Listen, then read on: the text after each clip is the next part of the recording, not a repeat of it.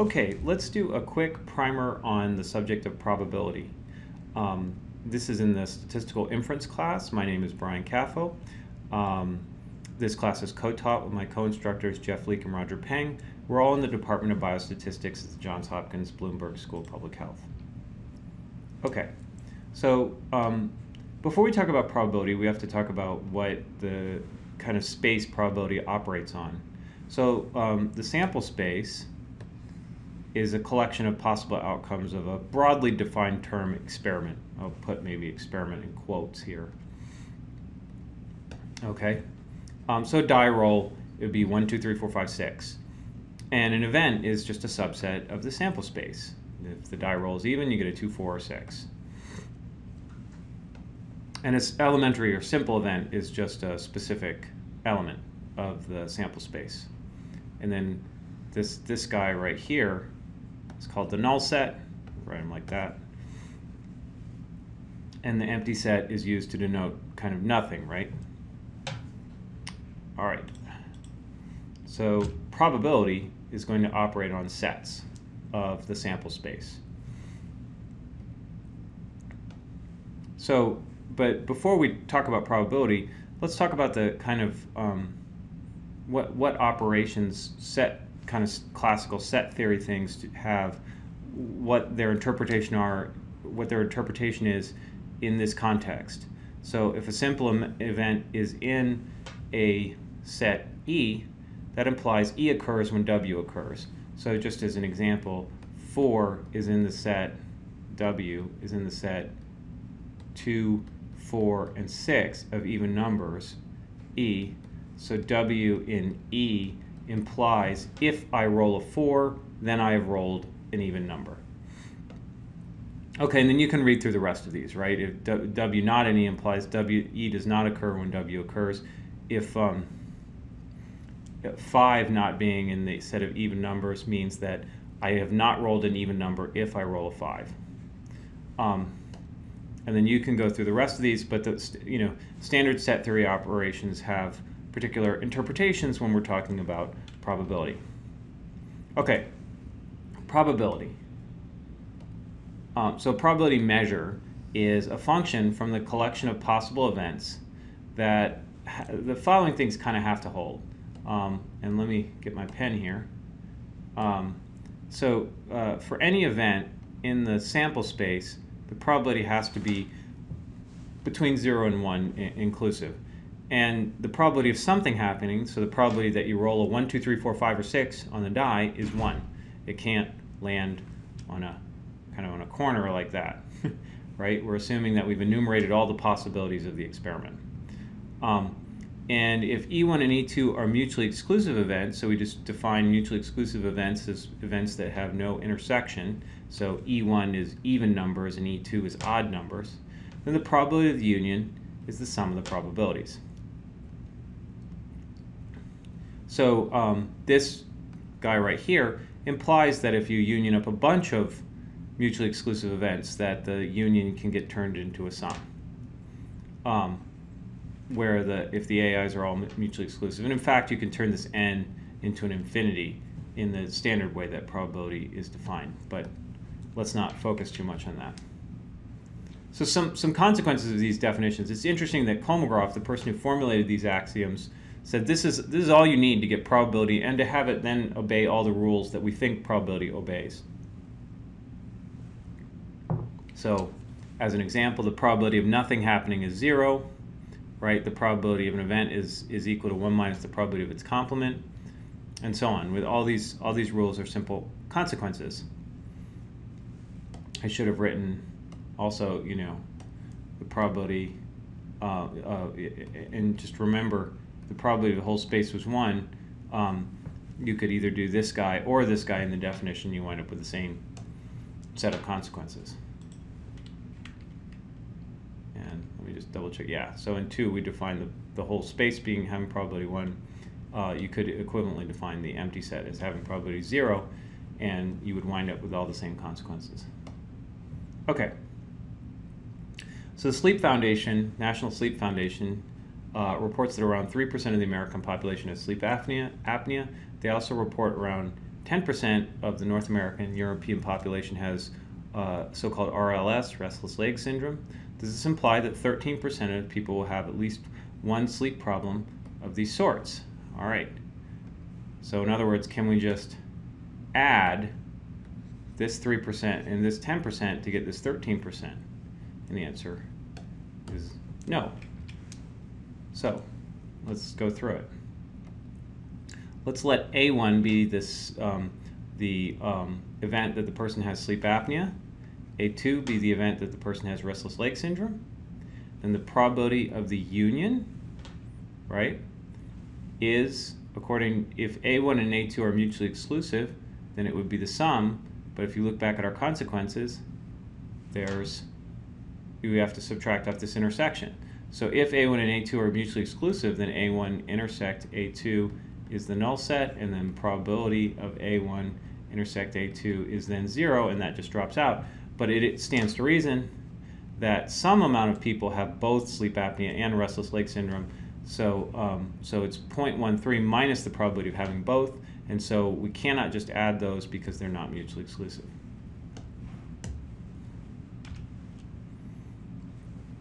So a random variable is going to be a central component of our study, and it's just the numerical output of an experiment. Maybe think of some function of the sample space into the set of numbers. So random variables come in two varieties as far as we're concerned. They actually can come in lots of different varieties, but for our consideration, they're going to either be discrete or continuous. So discrete random variables are ones that can only take an uncountable number of possibilities, and continuous random variables can take any value on the real line or some subset of the real line. And so in the discrete case, it makes sense to write this probability x is exactly k, whereas in the continuous case, it makes sense to maybe write the probability that x lies in some sort of region. So here's some examples of things that can be thought of as a random variable. The 0-1 outcome of the flip of a coin, if we code, say, a tail is a 0, and then a head is a 1, then our outcome, 0 versus 1, is a binary random variable. And we'll talk later on about how to describe those. So the outcome of a die roll is, of course, also a random variable. How about the BMI of a subject 4 years after a baseline measurement? We're going to model that as if it were random. The hypertension status of a subject randomly drawn from a population. Again, we're going to model that as if it's random. So it's very useful to have these ideas of things that given the possible values that a random variable can take, gives you the probabilities. So we have to differentiate between the discrete case and the continuous case. In the discrete case, we talk about probability mass functions. To be a valid probability mass function, it has to be bigger than or equal to 0 for all the values that you are willing to plug into it. And the sum of all the possible values, probability of all the possible values, has to be 1. So oh,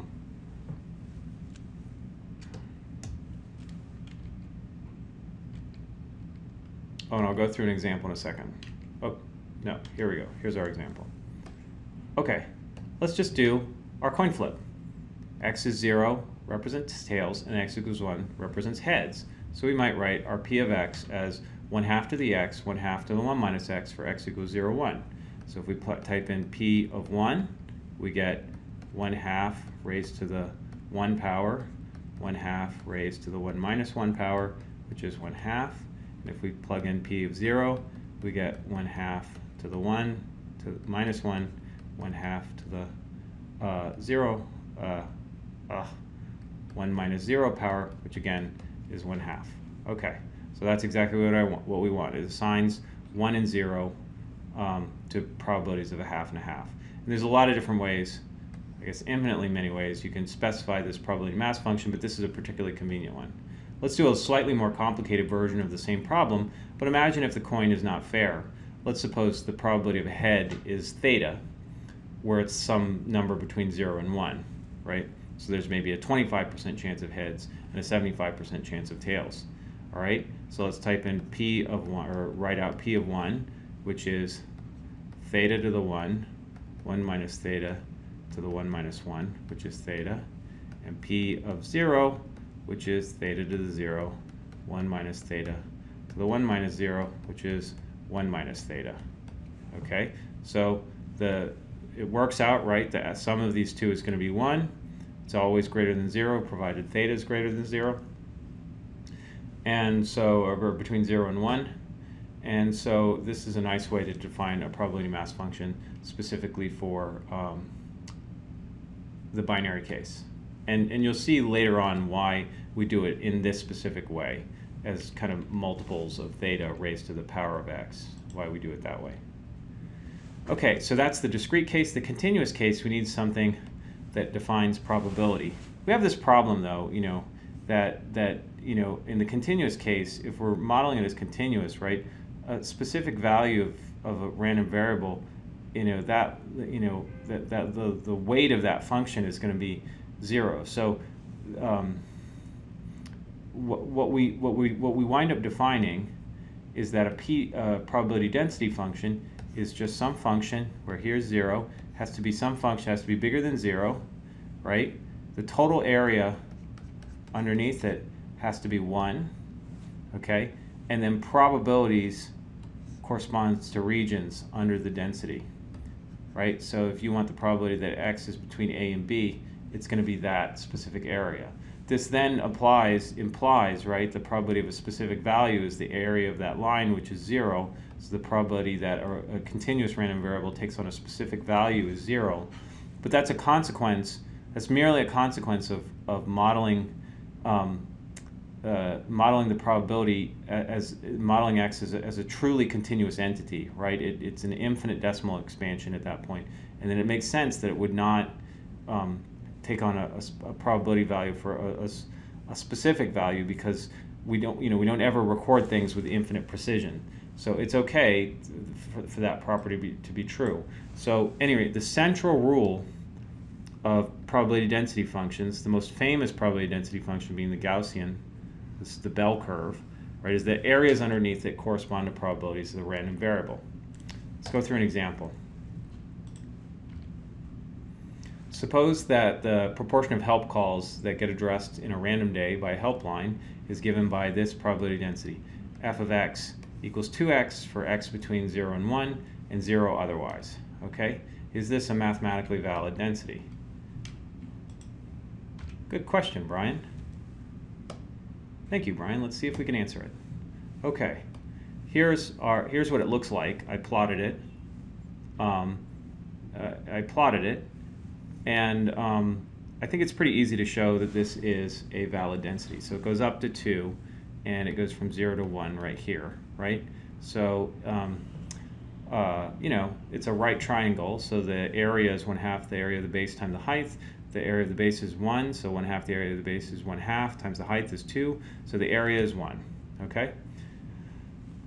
So what does this say? This means that the probability that the proportion of calls, let me go back and just remind us how we define what the process, the proportion of help calls that get addressed in a random day, okay? So what does that mean? That means, this area right here, what percentage of days do, say, between 50 and 75% of the calls get addressed? What's the if the days are a random sample of days, right? What percentage of days is that true? Where between 50 and 75% of the calls get addressed, it's going to be that area as given by this density. Okay?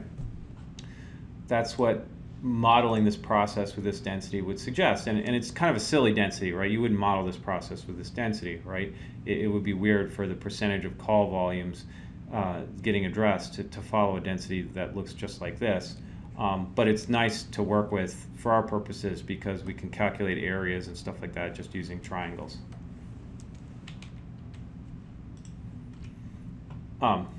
What's the probability that 75% or less of calls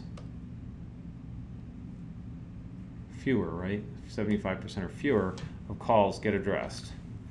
And that would just be this blue shaded area right here, right? Here's 0.75 to 0. We want that probability, that area, okay?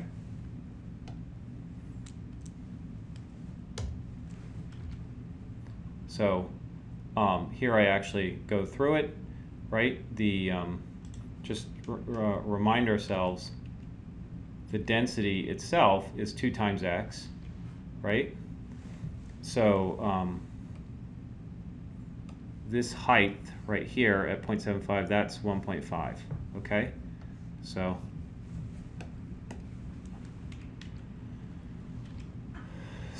it's the area of the base is 0.75 divided by 2. Area of the base divided by 2 is 0.75 divided by 2, then times the height at that point is 1.5 using our little triangle formula, and that gives the probability of 56%. By the way, this density is just a special case of the beta density. And so you can actually, in R, if you have any density and it's called den, then P den of x will give you the probability of being lower than x for that given density. So this is a beta density, so P beta of 0.75, and here's the specific parameters that I use, gives 0.5625.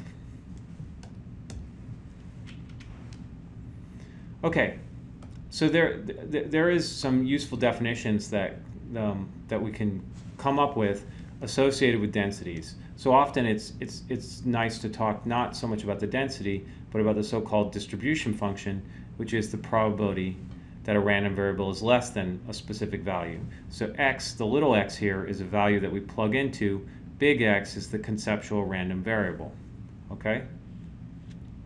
And this definition doesn't change whether it's discrete or continuous. And there's an analogous concept called the survival function, and that's just 1 minus the distribution function. The survival function is defined as the probability that a random variable is larger than x. And then for continuous variables, by just the fundamental theorem of calculus, the PDF is the derivative of the cumulative distribution function.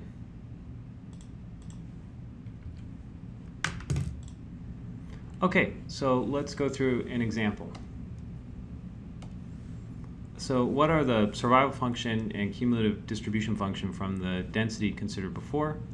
Okay, so x has to be between 0 and 1 to make sense for this density, because it's the proportion of calls that got answered. So our distribution function is the probability that x is less than or equal to a particular value of x. So if you looked at our density, it looked like this, from 0 to 1 up to 2. So here's a particular value of x. We want that as a function, right? So the height, the base is x, so 1/2 the area of the base, x, times the height, which is 2x, which winds up with x squared. So the distribution function is x squared, and then the survival function has to be 1 minus x squared, right? This area right there, okay? And we can take recall I said this is exactly a beta density. So d beta gave the density value, and then p beta gives the probabilities. So d beta gives the d name gives the density, p beta, p the name gives the probability, q beta will give the quantiles, and we'll describe quantiles in a minute. At any rate, so we put in a couple values, 0.4, 0.5, 0.6, we get the squared values out. So that's the distribution function.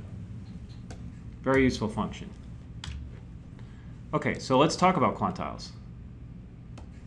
So the alpha quantile of a distribution function with a distribution function f is the point x sub alpha, so that f of x sub alpha equals alpha. Whew, that's a mouthful.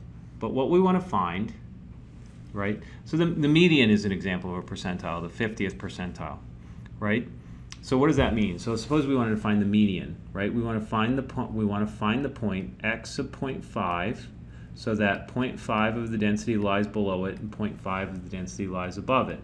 So this area, 0.5, we know is exactly equal to f of x 0.5, right? Because the distribution takes this value and gives this area. So we just want to invert that. So in this case, f of x of 0.5, remember the capital F was, all it did was square it, so the correct point, x of the median, x of 0.5, is square root of 0.5. Okay, so that's what the distribution function is. In any given density, you want to find the point x of alpha, where alpha lies below it and 1 minus alpha lies above it, and then you got to figure out what that point is, right? Okay. And then a percentile is just a quantile expressed as a percent. So the median is the 50th percentile and the 0.5th quantile. Okay, so in this case, here we go. We just go through those calculations again. But how does this interpret it? Therefore, about 70% of calls being answered on a random day is about the median. And then for R can give you the quantiles for the common distributions, right? You put a Q in front of the density name, and you can see us. We get it right there. So summing up, so you might have heard of a median before, and it didn't require this kind of integration and function inversion. Where's the data, you might be asking? And so what we're referring to in this, because remember, we're talking about inference. We're talking about the population quantities. We're talking about the estimands. So a simple rule is the sample quantity estimates the population quantity. So the sample median estimates the population median. Sample mean estimates the population mean. Sample standard deviation estimates the population standard deviation, and so on. And so what we're describing now is what are the population quantities that these sample quantities estimate. And so the probability model is what connects the two. So right now, the median we're discussing is the estimand, and the sample median will be its estimator. And so in this class, we'll both connect the estimands and the estimators and give you a way to make conclusions about the estimands in light of the uncertainty in the estimators.